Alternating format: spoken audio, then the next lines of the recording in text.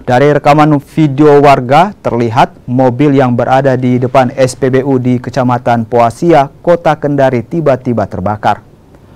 Pemilik mobil pun langsung lari menyelamatkan diri.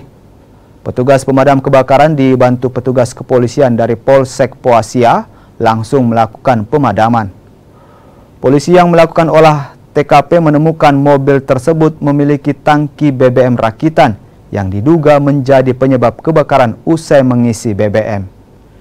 Kini polisi masih mengejar pemilik mobil yang kabur.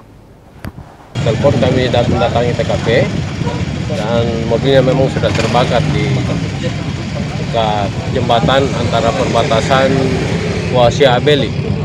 Ya, jarak melewati SPBU kurang lebih 100 meter dari SPBU Anggoya. Jadi memang sudah terbakar. Jadi, sampai sekarang kami mencari pemilik dan kami belum menemukan.